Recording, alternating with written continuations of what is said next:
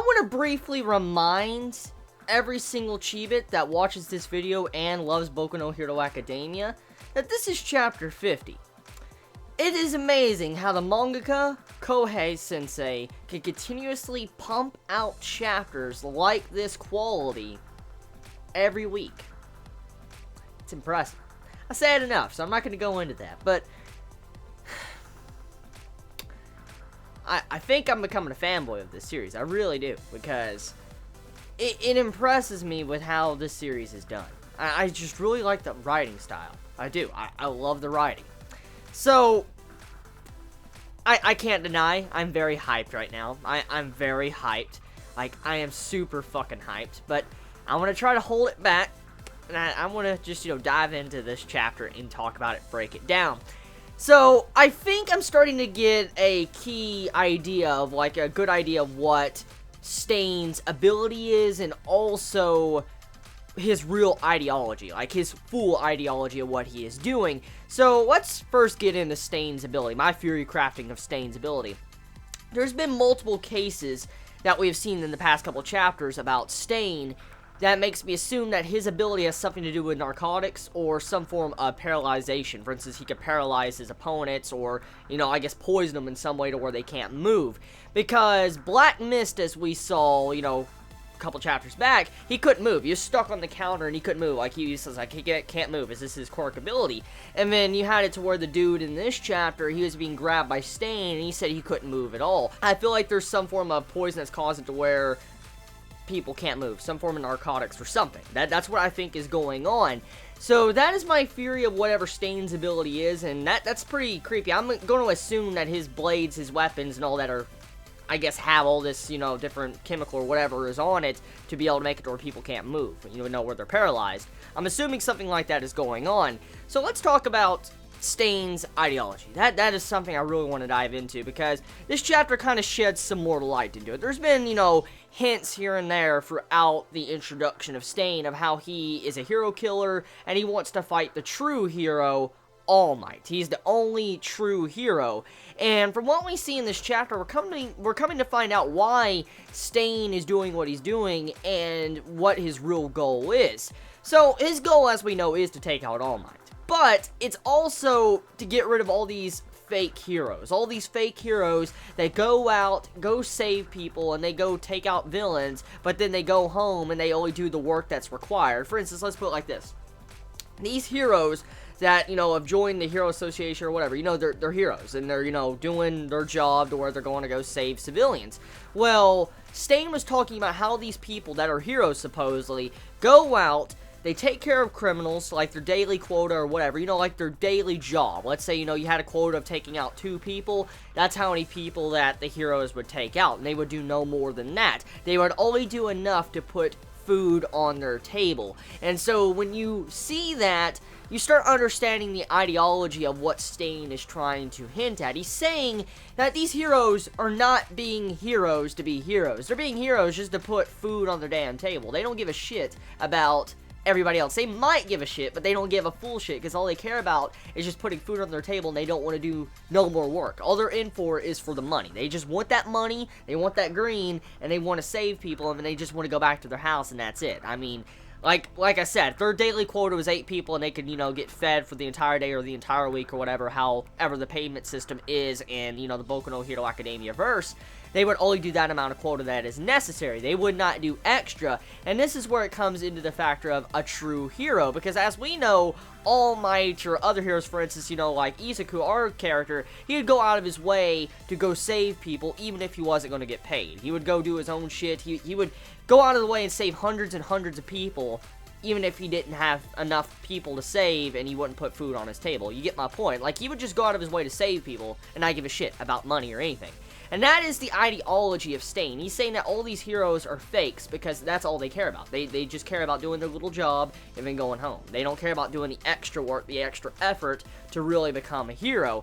And that is, in fact, actually making heroes, because these heroes that are being kind of shot, like shots fired at these heroes, because Stain going out of his way to cause trouble and hurt these heroes, being, a hero killer or hero injurer or whatever, It's caused it to where these heroes in the town are becoming very self-aware of what he is doing, and, how he's injuring them, and, making them realize what is going on, and it's causing it to where, the public is starting to realize about what the heroes are actually doing. So, in turn, Stain is actually making true heroes by doing what he is doing. So, necessarily, even though Stain is evil, and he is a villain, he is actually a villain they deserve.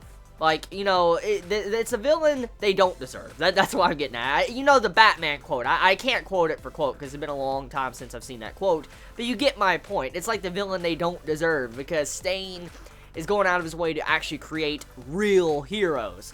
So it's cool. I like that quite a bit.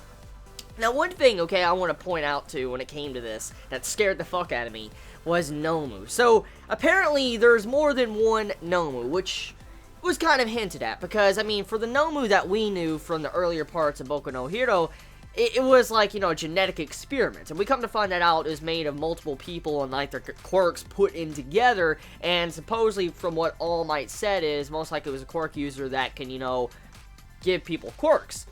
And in the act of this, you see how a bunch of different figures and sizes of Nomus pop up in this chapter, and it makes me start thinking. Nomu that we know of, the original Nomu, the first Nomu we encountered, it was made to combat All Might. That's what that Nomu was for. It was meant to fight All Might. And I'm curious if these Nomus that we're seeing, even though they're different shapes and forms, are these Nomus also equipped to fight All Might? Because if so, that's fucking scary. Because if whoever is making these Nomus, the dude behind the scenes is making these, you gotta think about this. If someone can make an army of All Mights, that's fucking scary. Just imagine that for a second. An army of All Mights. We saw how crazy All Might is. He's insane. He's a fucking monster. And then Nomu, what we saw was a monster. But then you think about this and you look at, how these Nomus are being created.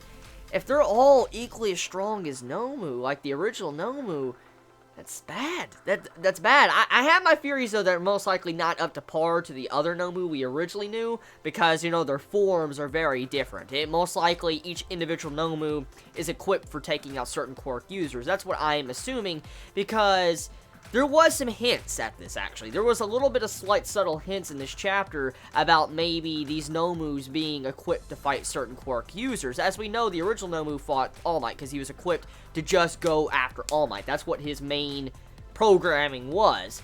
And let me explain where the hint was. At the beginning of the chapter, you see it to where Gran Torino, our old man that's training Izuku, he says that, hey, we need to go out, we need to go, hunt down some villains. We need to go take out some villains, because if we continuously keep doing this over and over again, you're going to develop some weird habits. And these habits, what he was trying to hint at is if you constantly fight the same person over and over again, like, let's put it this way. Let's say Izuku fought Ochako. Okay? All his fights throughout the series was against Ochako. And we know Ochako uses gravity, okay? And if he was to constantly fight her and over, he would gain tactics and ways to overcome her gravity. That's how he would be. He would figure out these weird habits, like he would get weird habits to how to combat her gravity, but he would be so focused on combating her quirk type ability that he would actually neglect to develop his ability to combat all sorts of situations. And that's what Gran Torino was hinting at. Izuku, if he continues to fight Gran Torino, he will get too used to fighting his type of quirk ability, and he will not be able to encounter other people, like unexpected situations, and be able to handle them properly. Because from what we have found out, is that Izuku, we know he's very intelligent. He's a tactician. And if he constantly does this, he's going to ruin his great mind of being able to quickly understand situations that happen instantaneously.